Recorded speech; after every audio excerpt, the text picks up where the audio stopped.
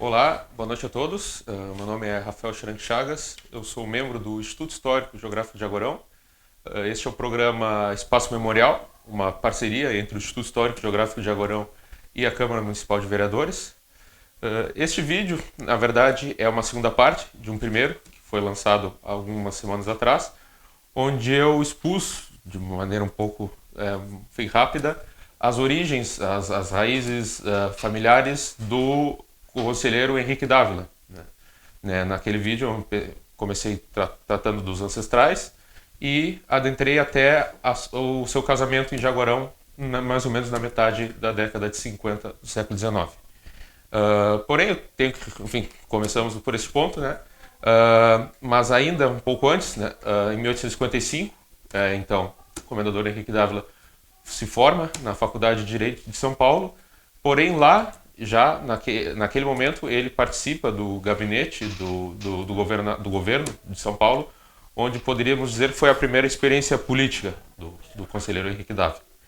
E, assim como seus irmãos, ele, por motivos pessoais e de família, deve retornar às suas origens, retornando seus dois irmãos, Francisco Antônio Dávila Filho e José Maria, para a cidade de Herval, e ele para a cidade de Jaguarão.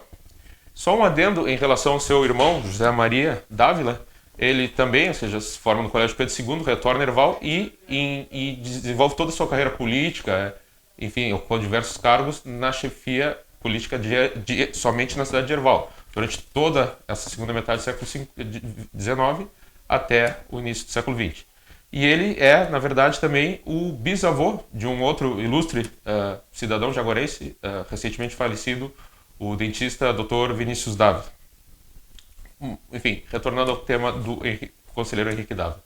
Ao retornar a Jaguarão, enfim, como eu já citei, ele se casa com a sua esposa, Maria Faustina Gonçalves Neto, e também, após essa primeira experiência política em São Paulo, ele tem contato com, aqui em Jaguarão, que veio a ocupar o cargo de chefe da guarnição do Exército de Jaguarão, o então Major Manuel Luiz Osório, futuro General Osório e futuro Marquês de Herval.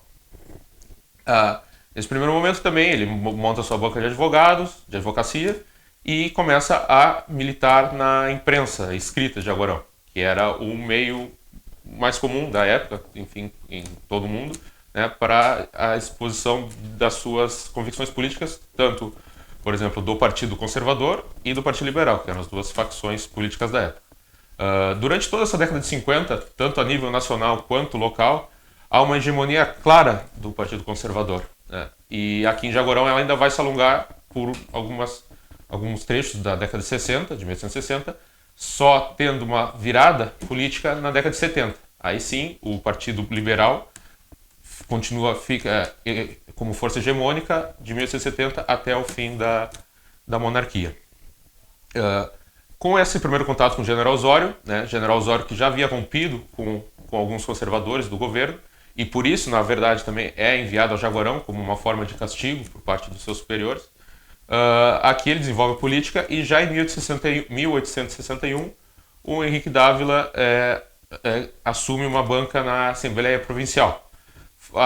Enfim, a primeira de tantas outras legislaturas que ele participou, e assim como diversos cargos de juiz, de suplente de juiz na cidade de Jaguarão, assim como outros cargos do funcionamento público da época. Ele também participa em 1865 da resistência aqui em Jaguarão, e logo após, com o início da Guerra do Paraguai, ele ajuda a formar o Corpo de Voluntários da Pátria aqui em Jaguarão, e ele mesmo também participa da guerra como auditor fiscal, auditor do primeiro corpo de exército. E nessa experiência onde ele tem todo um conhecimento, enfim, sobre a organização do exército, o que vai ajudar ele no futuro da sua carreira política. Aí, então, no ano de 1868, aparece também uma outra figura que também foi de grande importância e assim, participou praticamente dos mesmos passos do Henrique Dávila, porém um pouco mais jovem, que era o José Francisco Diana, também conselheiro Diana, que retorna para Jaguarão em 1868, também formado na Faculdade de Direito de São Paulo, assim como o Henrique. E aqui ele começa a exercer também a liderança do Partido Liberal, tornando-se correligionário do Henrique Dávila. o Henrique Dávila, e então ambos começam enfim, a galgar cargos, né, durante toda essa década de 1870, aqui na cidade de Agorão, na Assembleia Provincial, sempre muito o Henrique Dávila apadrinhado pelo general Osório. Porém, em 1879, falece o general Osório e naquele momento o Henrique Dávila desponta também como uma liderança do Partido Liberal a nível regional, né, do Rio Grande do Sul e nacional. Muito, não uma hegemonia, digamos, completa, porque, né, tínhamos o seu colega de faculdade, né, Gaspar Silveira Martins. Porém, já de início, aqui em 1881 também ele participa da fundação do Clube Jaguarense, né, que esse assunto já foi tratado pelo meu colega Alain Dutra de Mello, né, brilhantemente explanado. E já em 1880, em 1861, perdão, ele ocupa 80-81, ele exerce o cargo de governador ou presidente da província do Rio Grande do Sul, eleito, né? De novo, sempre nessa disputa interna, pois dentro dos partidos políticos da época, conservador e liberal, haviam diversas facções que divergiam de determinados pontos, onde às vezes algum conservador ia para o Partido Liberal e algum liberal poderia ir para o Partido Conservador, ou formavam uma terceira facção, terceira posição à parte. No seu governo, enfim, a mais a nível local, tem diversos outros feitos. Aqui em Jaguarão encontra-se a Enfermaria Militar, né? A Enfermaria Militar de Jaguarão foi uma das obras do seu governo, tanto que até pouco tempo atrás ainda existia uma placa de mármore na frente com a designação da construção, do construtor e do nome do governador Henrique Dávila. Este trabalho em relação à enfermaria militar também foi já exposto aqui pelo Alexandre Santos Vilas-Boas, meu colega de Instituto Histórico. Já nesse início de década de 80, digamos, foi o apogeu do Partido Liberal aqui em Jaguarão e tanto da carreira política do Henrique Dávila e do José Francisco Diana. Já em 81, ele é eleito deputado geral para o Rio de Janeiro, né, na corte. E em 82 ele concorre à eleição do Senado e é eleito, e mais que eleito, ele é escolhido pelo imperador Dom Pedro II, pois o Senado, na legislação da época, né, da Constituição de 1824, era uma das atribuições do poder moderador do imperador, era a escolha após uma eleição. Ele foi mais votado, foi eleito, porém dependia de uma aprovação do imperador. E era um cargo vitalício, ou seja, então ele ocuparia esse cargo até o fim da sua vida. E na sua carreira, no meio ainda da sua carreira como senador, ele participa do gabinete do Visconde de Paranaguá, em 1873, como ministro da Agricultura, Transporte Público e Obras.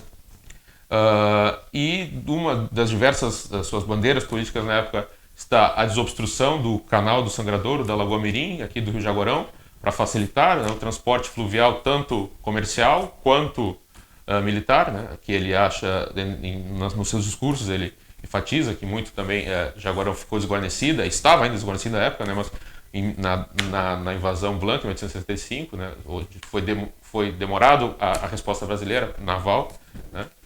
Ele também é muito entusiasta da imigração e da criação de burgos, de colônias alemãs no Rio Grande do Sul.